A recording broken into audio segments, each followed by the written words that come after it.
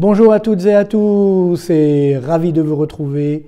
Beaucoup d'actualités économiques, sociales et financières cette semaine, notamment bien sûr en France, mais également à travers le monde. On parlera du PIB en France, dans la zone euro. Petite surprise, est-ce qu'il n'y a pas anguille sous roche? On verra ça dans le détail. Également aux États-Unis, le PIB a un petit peu baissé. Est-ce que c'est dangereux? Et parallèlement, l'inflation qui repart là aussi à la hausse.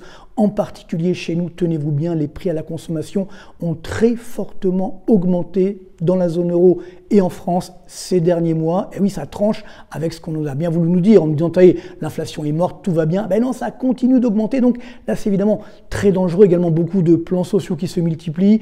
Et puis parallèlement, alors ça vient de tomber, M. Bayrou qui veut nous faire un référendum en nous disant, oui, le déficit public c'est très dangereux, donc on va devoir faire un référendum pour savoir si on doit le baisser. Est-ce qu'on a besoin d'un référendum pour faire ça? C'est une grande question, mais on sent bien qu'il est pris au piège, il est pris dans un mouvement de panique, avec une tentation d'augmenter les impôts, donc c'est particulièrement dangereux, d'où ce titre, déficit, impôts, stagflation, ça veut dire stagnation économique, nous y sommes, plus inflation qui reste élevée, c'est particulièrement dangereux, mais voilà, préparez-vous au pire. Oui, je suis désolé de le dire, ce n'est pas une question, c'est une réalité, le pire est bien là, et nos dirigeants ne sont pas à la hauteur pour inverser la tendance, avec en plus un contexte mondial particulièrement difficile. Ne vous inquiétez pas, on sera là pour vous accompagner, pour justement sortir par le haut de cette crise, mais néanmoins il faut regarder cette réalité en face, on n'arrête pas de nous masquer cette réalité, nous ici nous disons les choses, nous disons justement la vérité économique, que nous allons voir avec bien sûr des graphiques réalisés sans trucage.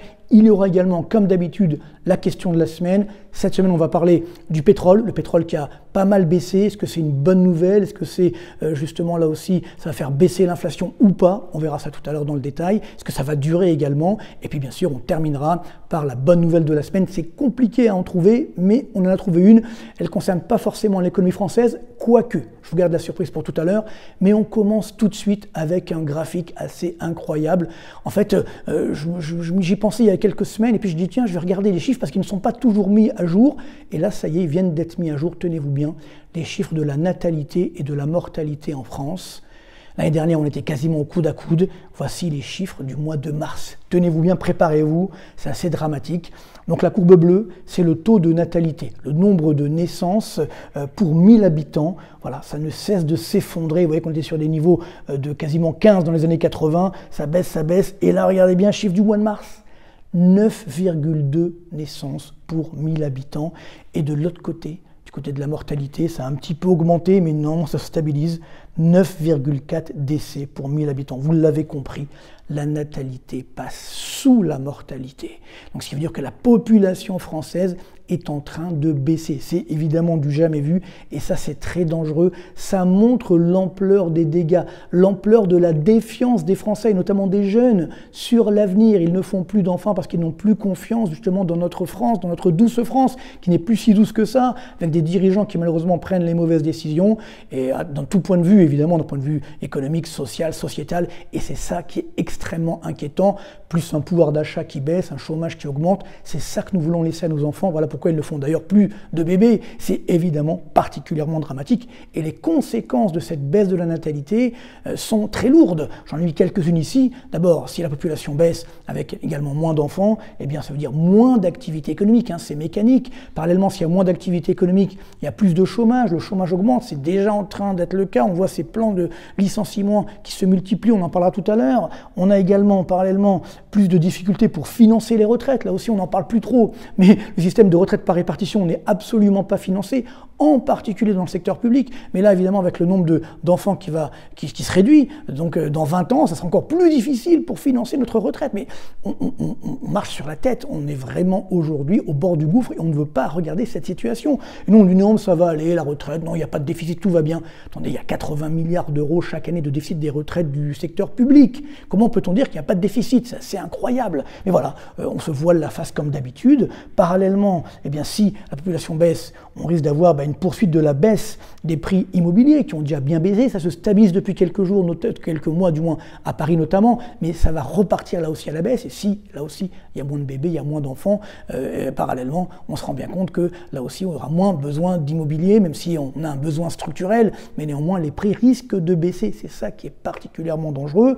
Autre élément, s'il y a moins de croissance, plus de chômage, évidemment, plus de déficit public, plus de dettes, et sachant que nos dirigeants ne font rien pour résoudre cette dette et ce déficit, donc ça va évidemment continuer, et parallèlement, s'il y a plus de dettes et plus de déficit, les taux d'intérêt des obligations d'État, qui pour l'instant se maintiennent, on va dire, mais au-dessus des 3,2% tout de même, hein, donc c'est quand même pas rien, et ce qui veut dire pour le taux d'intérêt à 10 ans, ce qui veut dire que si les taux d'intérêt des obligations d'État vont encore augmenter, les taux d'intérêt de nos crédits vont également augmenter, ce qui va casser l'activité économique, donc voilà, moins de croissance, et on revient sur le premier point, c'est-à-dire c'est un cercle pernicieux, extrêmement dangereux. Voilà l'impact de cette baisse de la natalité, de cette baisse de la population française.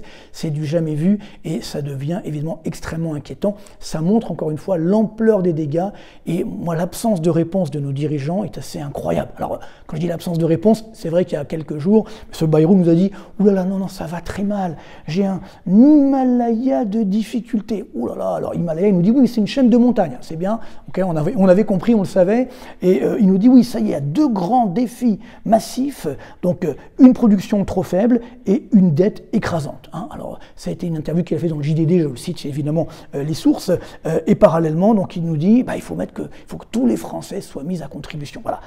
Des efforts à tout le monde. Ouh là là, ça commence à faire un petit peu flipper, comme disent les jeunes, mais hein, que veut-il nous faire faire ? C'est ça, parce que ça, on le savait déjà.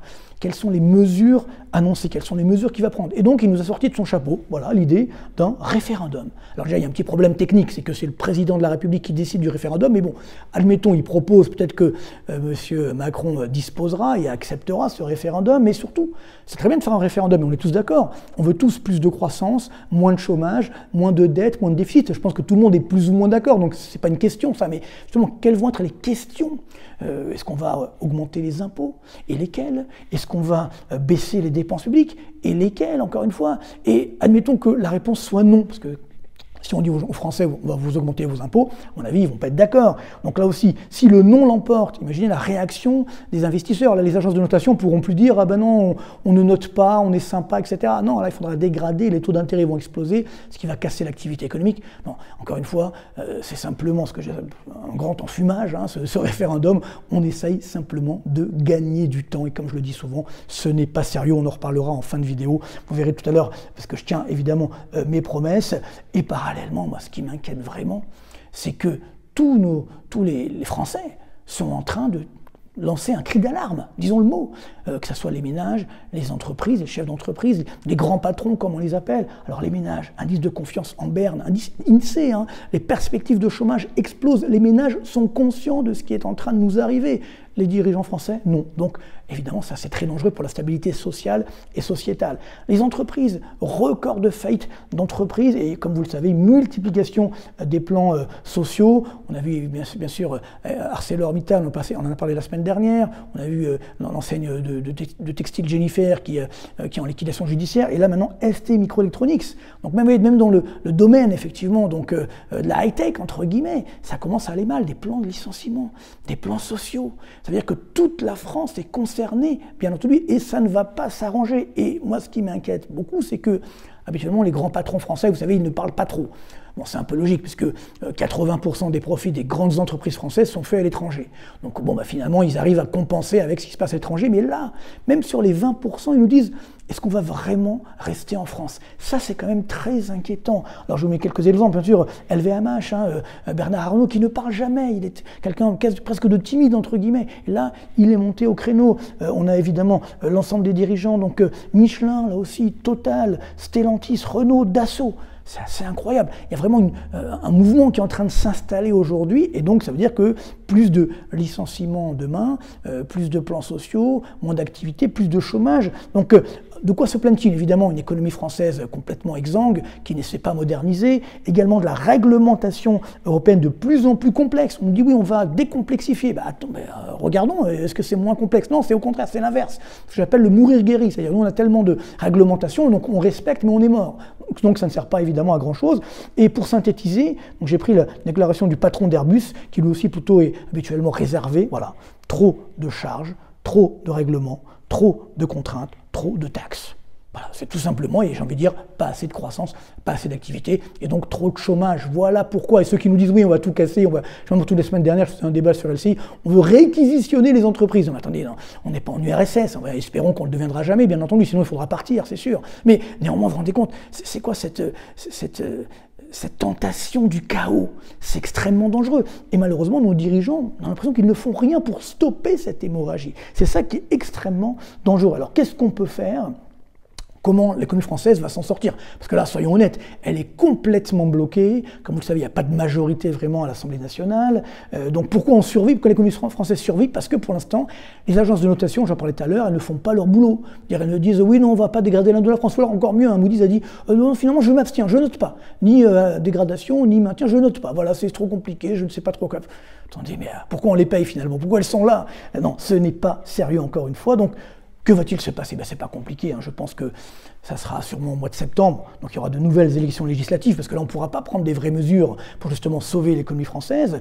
Donc si là aussi il n'y a pas de majorité, alors là il y aura des élections présidentielles anticipées, ah oui, vous vous rendez compte, et puis à partir de là on pourra choisir. C'est-à-dire que si effectivement on va dans le bon sens, nous serons là pour sauver la France, puis si on va dans le mauvais sens, alors il faudra prendre nos décisions, peut-être malheureusement, comme l'avait fait le général de Gaulle en son temps, quitter la France parce qu'il n'était pas content de ce qui se passait, et il avait raison. Donc il faut faire des électrochocs de temps en temps. Donc j'espère qu'on n'en arrivera pas là, bien entendu, mais là, on n'est pas loin de ce scénario catastrophe. Donc il faut vraiment que, espérons qu'on aura bientôt donc des élections et surtout une vraie majorité qui puisse prendre les bonnes mesures, les mesures que nous annonçons depuis effectivement des années ici même, baisse des impôts pour tous, baisse des dépenses de fonctionnement notamment, et modernisation du marché du travail, donc en augmentant les salaires nets, en baissant les charges, financer mieux l'investissement à travers de fonds d'investissement créés ad hoc, et parallèlement lutter contre les fraudes sociales, les fraudes fiscales et développer la culture économique. Des mesures que je présente souvent, que vous les avez d'ailleurs souvent dans mes vidéos, donc vous pouvez encore les regarder. Donc voilà, on n'aura pas le choix. Mais j'ai envie de dire, il faut que ça se termine rapidement, parce que là, on ne peut plus continuer comme ça, c'est beaucoup trop dangereux. Nos entreprises aujourd'hui sont vraiment sur la corde raide, et moi je pense qu'on doit les aider, parce que si elles s'effondrent, bien évidemment, il y aura encore du chômage qui va augmenter, donc il faut tout faire pour sauver nos entreprises. Malheureusement, ce que ne font pas nos dirigeants, et d'ailleurs, on a vu les chiffres des déficits publics, voilà, c'est les chiffres qui viennent de sortir, juste sur le déficit de l'État, sur les 3 premiers mois de l'année, 47 milliards d'euros de déficit, bon c'est un peu moins que l'année dernière, mais c'est quand même 47 milliards d'euros, alors qu'on nous avait dit qu'on allait faire des efforts, plus de 150 milliards d'euros, 150,5 exactement de déficit budgétaire, c'est-à-dire uniquement de l'État sur 12 mois. Que fait-on? Là aussi, il n'y a pas vraiment de mesures qui ont été prises. Alors, qu'est-ce qu'on nous dit? Oui, on va encore augmenter les impôts. C'est un petit peu, vous voyez, le gouvernement lance comme ça des ballons d'essai en disant, oui, est-ce que là, peut-être la taxe d'habitation? Non, finalement, non. Peut-être l'abattement sur les retraités? Non. Là, encore une fois, il faut une direction, il faut arrêter comme ça de dire on va en avant, on va en arrière. Si vous augmentez les impôts, très bien, vous allez tuer la France, mais moi je dis il ne faut surtout pas augmenter les impôts.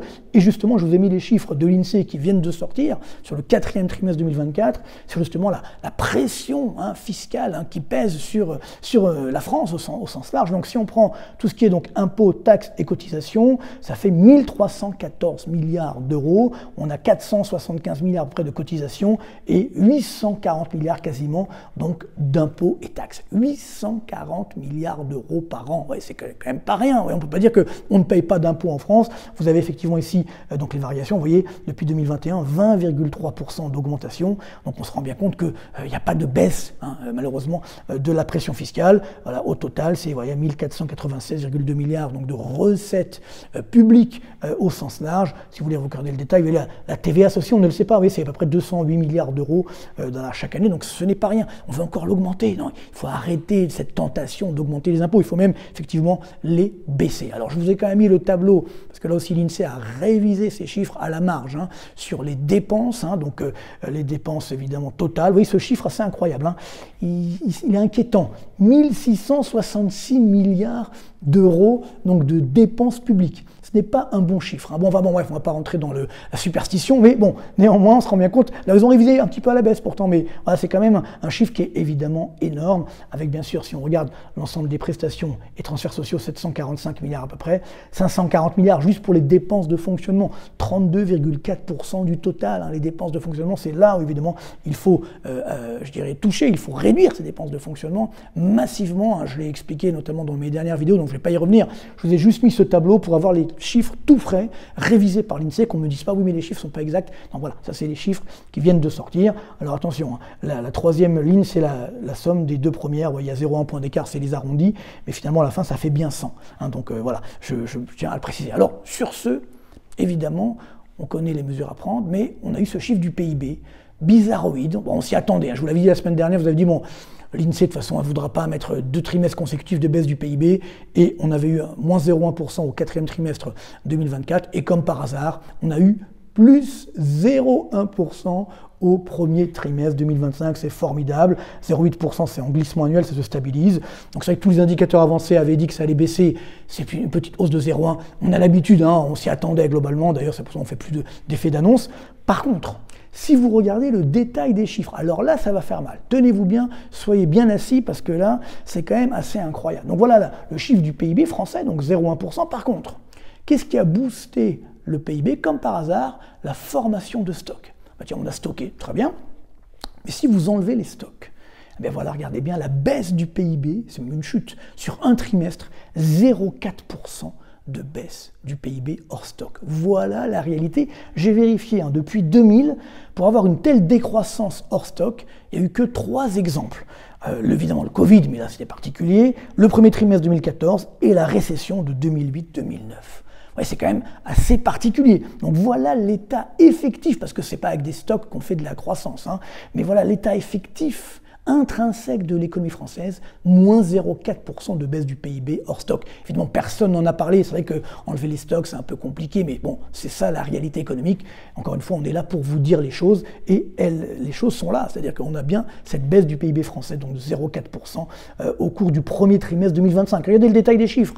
Consommation des ménages. Si de l'INSEE, hein, évidemment, hein, c'est l'INSEE qui calcule tout ça. Hein, donc moi, j'ai juste fait les sommes et les soustractions. Hein. Donc consommation 0%, investissement des entreprises, encore moins 0,1%, ça veut dire qu'au cours des 6 derniers trimestres, l'investissement des entreprises, donc indicateur avancé de la croissance, a chuté de 2,7%. Vous voyez, ça me fait respirer fortement tellement ça, j'ai failli m'étouffer. 2,7% de baisse de l'investissement des entreprises, ce qui évidemment, comme l'investissement, c'est un indicateur avancé de l'emploi, on imagine ce qui va se passer demain. Ensuite, on a donc l'investissement logement des ménages, moins 0,3%, ça veut dire 15 trimestres consécutifs de décroissance. 15 trimestres, au total, moins 18,4% de baisse. L'investissement logement, c'est une catastrophe, et on comprend le secteur de l'immobilier, bien sûr, qui souffre. Même les exportations, moins 0,7%, importation, un petit 0,4%, et évidemment, consommation publique, petit 0,1% d'augmentation. Bon, bah, on ne va pas chipoter, hein, bah, évidemment, il faut augmenter cette consommation publique. Ça, on a l'habitude. Mais toujours est-il que voilà l'état effectif de l'économie française. Ce n'est évidemment pas très joli. J'ai juste fait un graphique sur l'investissement logement parce que ça, visuellement, c'est évidemment horrible. Regardez bien les chiffres. Voilà le niveau de l'investissement logement aujourd'hui au premier trimestre 2025. On retrouve bien donc les 18,4% donc de baisse depuis 2021. On est à 12,7% donc de baisse avant donc l'effet Covid. Hein, évidemment, ça avait fortement baissé, puis après ça a remonté. Et si on regarde sur longue période, vous voyez donc depuis 2007, on est à quasiment moins 20%. Voilà l'état effectif, bien sûr, ce sont des chiffres hors inflation. Hein. Voilà l'état effectif de l'investissement logement. Donc on comprend pourquoi le secteur du bâtiment est dans un tel état dramatique, et malheureusement les pouvoirs publics n'ont rien fait. Même ils pensent peut-être à augmenter un petit peu les impôts sur la taxe d'habitation par exemple. Et bon, même si les locataires qui payent, mais tout de même. Et parallèlement, les impôts fonciers n'ont pas arrêté d'augmenter. On a gardé l'impôt sur la fortune immobilière, on a peut-être même un petit peu l'augmenter. Enfin, encore une fois, on marche sur la tête. Je suis vraiment très très inquiet de cela. Et si on voit les indicateurs avancés, donc le chiffre vient d'être mis à jour, donc sur les indicateurs des directeurs d'achat, indicateurs composites, voilà, hein, on est sous la barre des 5 ans, donc en phase de recul de l'activité. Quand on voit le PIB, la courbe bleue, on est toujours à 0,8 en glissement annuel. Ça devrait baisser, mais bon, écoutez, on ne va pas se battre avec l'INSEE. Hein. On prend les chiffres qu'elle nous donne, et je pense que là, au deuxième trimestre, la baisse du PIB risque d'être assez forte. Le problème, c'est que toujours chiffre de l'INSEE, dans le même temps, les prix sont repartis à la hausse, les prix à la consommation. Oui, rappelez-vous, c'est vrai qu'il y avait eu une petite baisse des prix courant 2024, ça allait un peu mieux, et hop, depuis, les prix sont repartis à la hausse. En 2 mois, 0,8% d'augmentation des prix à la consommation. Quand on va faire ses courses, évidemment, on s'en rend compte, malheureusement, ce qui veut dire qu'au total, depuis donc 2021, ça fait 17,3% d'augmentation. Alors bien sûr, le glissement annuel, c'est la courbe bleue, on est à 0,8% d'inflation, donc on dit, voilà, ça va, c'est pas grave, oui, mais La courbe rouge, c'est sur longue période, ça continue d'augmenter et notamment, c'est ça qui m'inquiète vraiment, dans le secteur de l'alimentation.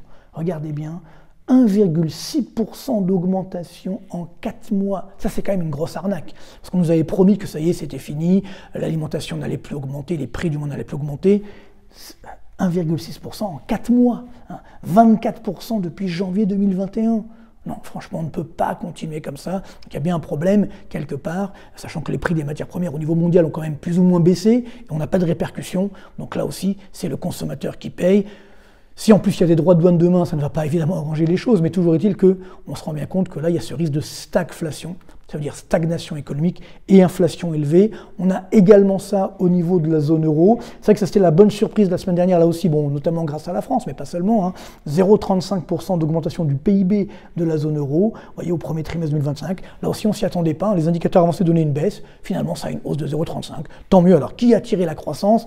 Il y a des effets un petit peu particuliers. Vous voyez, l'Irlande, 3,2%, même si l'Irlande c'est petit à l'échelle de la zone euro, mais tout de même, 3,2% d'augmentation. Donc, en glissement annuel, ça fait 10,9%.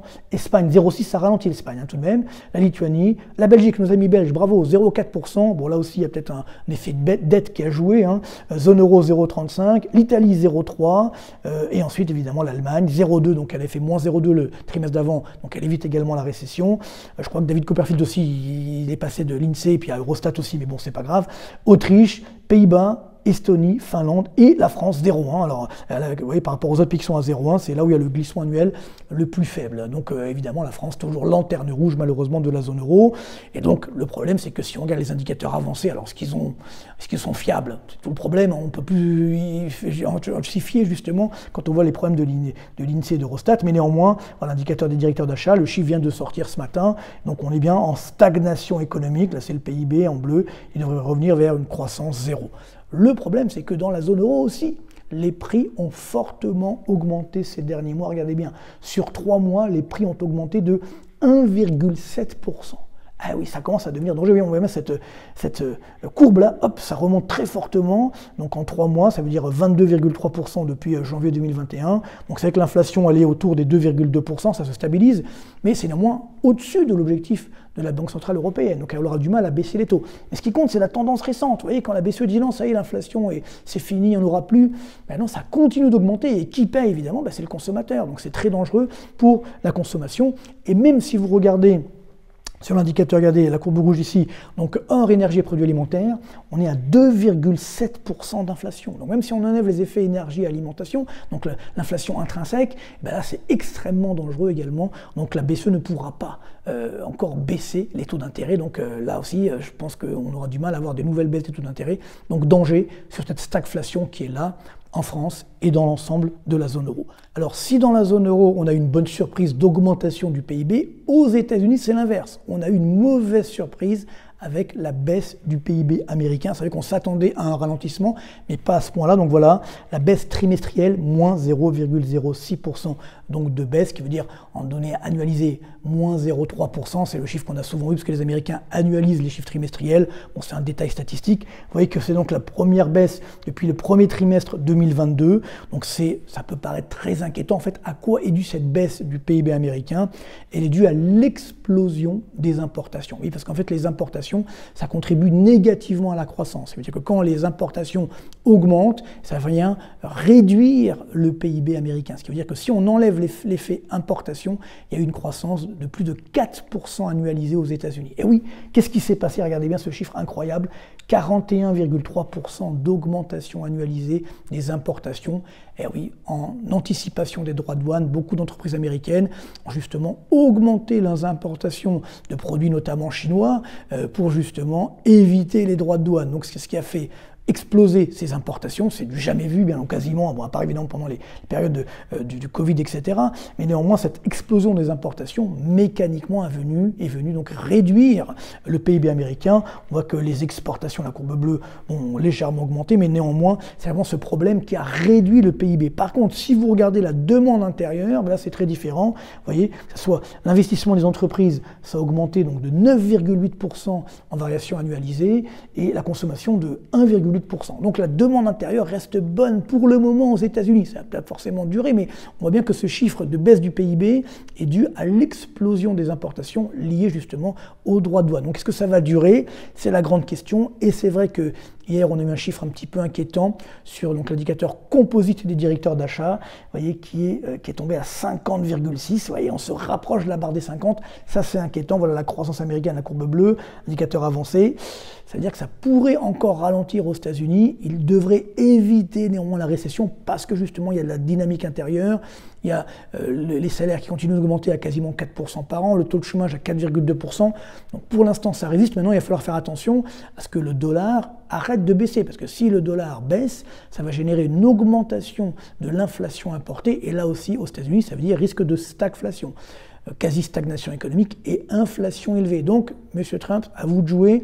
Il faut arrêter justement cette baisse du dollar et parallèlement, il faut faire ce que vous avez promis, c'est-à-dire baisser les impôts, ce qui va permettre de dynamiser l'économie américaine. Mais pour l'instant, ce qui sauve l'oncle Sam, ça reste la dynamique de l'investissement. Quand on voit l'investissement, par exemple, donc en biens d'équipement, ça a augmenté de 22% au rythme annualisé. C'est-à-dire que les entreprises, finalement, ils jouent le jeu, ils investissent, ils continuent d'investir, et ça c'est la clé. Vous voyez, chez nous, on a vu tout à l'heure, l'investissement est en train de baisser. Aux États-Unis, ça augmente, donc ça c'est bon pour l'emploi de demain. Donc voilà, les Américains sont aussi sur le fil du rasoir, donc ce qui peut être dangereux au niveau mondial. Donc espérons simplement qu'ils vont se calmer, notamment sur la baisse du dollar, ce qui va permettre de stabiliser l'économie américaine. Alors justement, compte tenu de ce ralentissement qu'on a un peu partout dans le monde, notamment évidemment aux États-Unis, mais également donc en Europe et également en Chine, eh bien les prix du pétrole ont baissé, d'autant que l'OPEP+ a annoncé qu'ils allaient augmenter la production. Et voilà, le prix du baril hier sur le Brent est tombé à $60. Là, il remonte un petit peu depuis ce matin, $60. Donc le cours du Brent, vous voyez, ça reste quand même des plus bas depuis 2021. Donc c'est assez sympathique, ça veut dire que ça pourrait soutenir la consommation au travers d'une baisse des prix des produits importés. Alors est-ce que chez nous, notamment en France, ça va être impacté comme évidemment 80% des prix à la pompe sont des charges, on va moins voir, évidemment ça impacte. Et puis on met du temps évidemment à répercuter à la baisse. Donc ça c'est particulièrement dangereux néanmoins pour nous, mais globalement au niveau mondial, cette baisse des prix du pétrole est plutôt satisfaisante. Alors à quoi est-elle due? Voilà, on le voit ici, ralentissement de la croissance mondiale, on sera autour des 2,5% cette année, donc ça va générer une baisse de la demande mondiale de pétrole alors que la production mondiale de pétrole augmente, donc c'est plutôt positif. Alors après bien sûr il y a de la stabilité géopolitique, notamment au Proche et au Moyen-Orient, ce qui peut là aussi générer une augmentation des prix du pétrole, donc il faut rester extrêmement prudent. Et d'ailleurs, on le voit bien, on en parle quasiment toutes les semaines maintenant, l'or qui a donc battu un record la semaine dernière à $3 424 l'once. Là, c'était même il y a 2 semaines. Maintenant, il est passé sous les 3300 et là, il repart au-dessus des $3 l'once. Donc, on voit bien qu'il y a toujours cette inquiétude sur l'avenir. Donc, l'or est toujours cette valeur refuge qui permet justement donc de se protéger contre les affres de demain d'un point de vue économique, financier et également géopolitique. Donc c'est ça qu'il va falloir également surveiller. Donc l'or va rester quand même cher. Il faut toujours garder notre poire pour la soif. Ça aussi, j'en parle souvent. Donc ça, c'est un signe comme quoi, même si on a une baisse des prix du pétrole, il y a quand même cette inquiétude au niveau mondial, au niveau de la croissance. Et puis si évidemment la croissance baisse trop fortement, les marchés boursiers également vont baisser. Donc d'où la prudence que j'évoquais la semaine dernière sur les investissements à faire. Même si sur long terme, les marchés boursiers, c'est toujours gagnant, il faut quand même rester prudent. À court terme, il y aura beaucoup de volatilité et l'or restera également très cher. Les crypto-monnaies, si vous voulez également, là aussi, je dirais, cette volatilité, pourquoi pas, donc, mais restez quand même néanmoins prudent. Il ne faut pas tout mettre ses œufs dans le même panier, c'est la sagesse populaire évidemment qui l'emporte. Alors comme promis, on va terminer par la bonne nouvelle de la semaine, mais pour la bonne nouvelle de la semaine, je vais juste faire un petit trucage. Voilà, attention. Et voilà, c'est le trucage de la semaine. En fait, on devrait dire la bonne nouvelle de la semaine. Et voilà, la voici, le fameux t-shirt. Je vous l'avais promis. Voilà, il est là. France, ce n'est pas sérieux. C'est vrai qu'on doit arrêter, nos dirigeants doivent arrêter de faire cette fuite en avant, de mener une politique qui justement n'est pas sérieuse. On doit prendre le taureau par les cornes. Nous serons là pour justement les y aider, vous aider également, vous tous, à prendre les bonnes décisions. Et donc voilà. on lance ce t-shirt. D'ailleurs, j'invite, s'il y a parmi vous, il y a des fabricants de t-shirts français, eh bien n'hésitez pas, voilà le prototype, je peux vous envoyer le fichier, et comme ça on pourra inonder la France de ce type de t-shirt, on pourra en faire d'autres, hein. Je pensais notamment à la fameuse poire pour la soif, certains me l'ont demandé, et puis également surtout le bon sens. Ce qui nous fait tant défaut en France, notamment d'un point de vue économique, c'est le bon sens. Nous n'avons plus de bon sens, nous avons perdu le bon sens. Nous sommes là justement pour donner cette bonne direction, simplement en rappelant la réalité économique. Donc voilà, c'était la bonne nouvelle de la semaine sous forme de clin d'œil. D'ailleurs, peut-être que vous l'avez vu aux 20h de France 2, donc de dimanche soir, donc notre chaîne YouTube a été mise en valeur, mise en avant, donc merci, c'était très sympathique. Et donc on est à quasiment 230 000 abonnés, 25 millions de vues depuis 2020, et tenez-vous bien quand même, 10,5 millions de vues sur les 12 mois écoulés, sur les 365 derniers jours. C'est YouTube qui donne ces chiffres évidemment. Donc merci beaucoup, vous êtes vraiment formidables, merci pour votre fidélité.